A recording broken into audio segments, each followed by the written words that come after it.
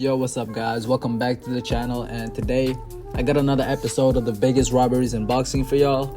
This is the third episode and it's about the first fight between Chocolatito Gonzalez versus Juan Gallo Estrada. Now, as we know, these two were one of the better rivals in boxing in the past decade or so, and honestly I didn't watch this fight live in 2012, so I don't know how controversial it was back then, but in my opinion, especially given the scorecards of the fight, I think that it was a little bit controversial, to say the least. But we'll save that for later. We'll save that for the end. I'm gonna get it started and tell you guys how I scored each round. So for the first round, I thought it was really close, but I personally gave it to Chocolatito. You know, Estrada was very active, very busy in the first couple of minutes. Chocolatito, on the other hand, wasn't throwing. He was just surveying, he was feeling out Gallo. But in the final minute of the round, he unleashed. He landed a lot of body shots and definitely landed the more eye-catching shots between the two. So it's a close round because it's one of those scenarios where it's quantity versus quality. But for me, I like the quality in this round. I think Chocolatito landed the more significant blows between the two. So round one goes to Chocolatito, though it was close. The second round, it was also close, but I also gave it to Chocolatito. Another close round. Both were very active, letting their hands go, but I just saw Chocolatito land slightly more than Gallo. Now round three is another close round. And honestly, that's the thing about this fight. It's such a good fight. It was awesome. It was incredible. It was amazing. Really, really good fight. It was super close. And there are a lot of close rounds that are hard to judge, honestly. But I digress. Round three, it was close, but I gave it to Gallo this time around. Another close round, as I said. Estrada started off very strong and he won the first half of the round, no doubt. He was gliding around the ring and pumping out his shots. Chocolatito wasn't doing much in that time, but in the second half of the round, Chocolatito managed to cut the ring off and started teeing off on Gallo. He landed a lot of clean shots, and in the last minute, they went back and forth. They went in a war, but this is Gallo's round because he won most of it. Now the fourth round is the closest round yet. This was one hell of a round. It started with Chocolatito hurting Estrada at the 2-minute and 15-second mark. He hurt him in a corner, but Estrada, he fought back valiantly. They were trading blows the whole round, but then Estrada landed a good shot that seemed to buzz Chocolatito and ended the round very, very strong.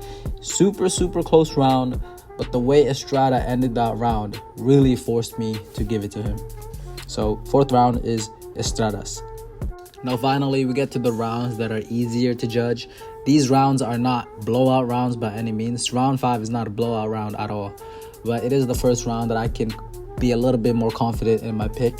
So yeah, both had moments in round 5, but I prefer Chocolatito's work. Both land on one another, but Chocolatito's blow just appears to be more damaging. So round 5 is Chocolatito's in my opinion. And round 6 was just more of the same. I gave it to Chocolatito. It's a slower paced round, but a great round nonetheless for Chocolatito. And the thing with Estrada is, it's just like he comes out strong, just like in the previous rounds. He comes out very strong. He moves around the ring and keeps Chocolatito at the end of his punches.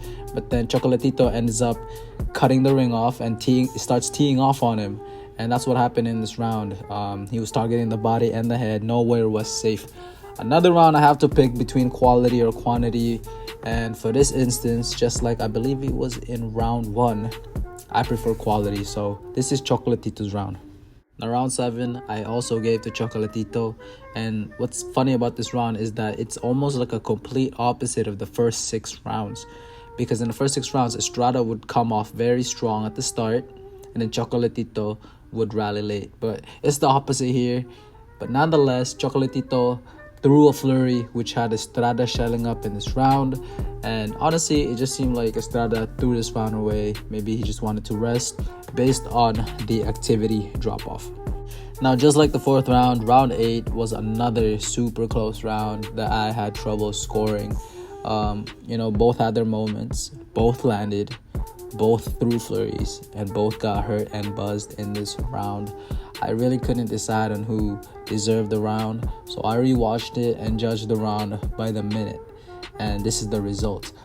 So the round starts and Estrada lands an overhand right and another at around the 2-minute 20-second mark, but Chocolatito's combination and accurate punching won him the first minute of the round. Now the second minute, they spent half of it boxing, and Chocolatito was definitely winning the round by a good margin up until the last 10 seconds when Estrada started firing back. But Chocolatito won essentially 80% of that minute, so the minute goes to him. So now he won 2 out of the 3 rounds so far, out of the 3 minutes so far.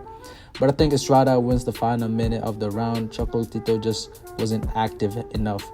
But because he won 2 of the 3 minutes of the round, I gave the round to Chocolatito.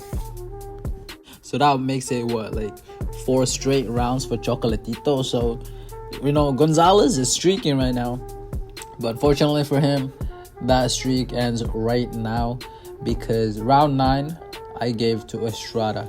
It was a very close round as well, but it was like one of the calmer rounds compared to the rest. Both were trying to box a little more, see if they can hit without getting hit, having a little bit of a mid-range battle.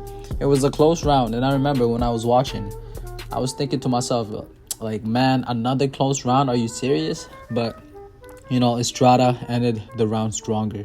He landed at the end and threw a combination, and for me, that was enough to break the tie for the round, and I ended up giving it to Gallo. Round 10, thankfully, was another round that was not super close and wasn't super hard to judge.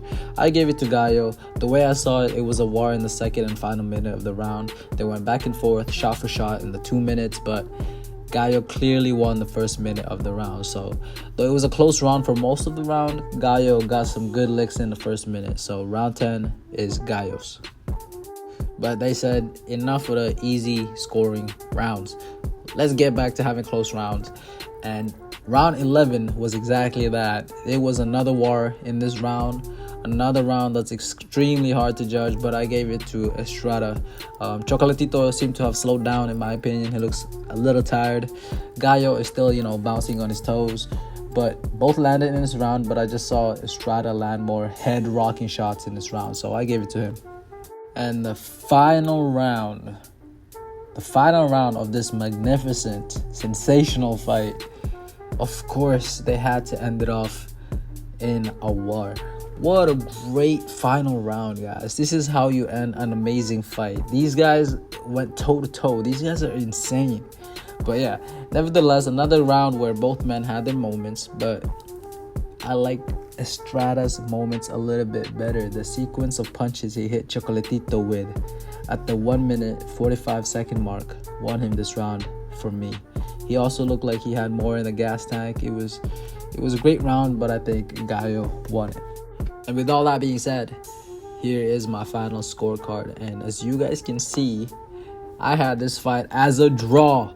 6 rounds to Chocolatito and 6 rounds to Estrada. This fight was one of the better fights we had in the last decade. This was a war all the way through. So many close rounds, so many swing rounds. And when I heard them announce the scorecards, I was shocked. When I heard 118, 110, I was like, no way.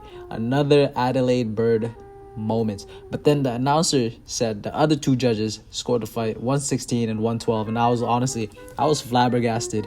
I was shocked that they didn't see it as a closer fight. So what do? Well, I went to the comment section to see what the people were saying, and I see minimal backlash, if anything at all. The fight was praised by the fans, as it should be, but barely anybody was calling out the scorecards. And nobody was saying Estrada won, which honestly, guys, I was very perplexed by. You know what I mean?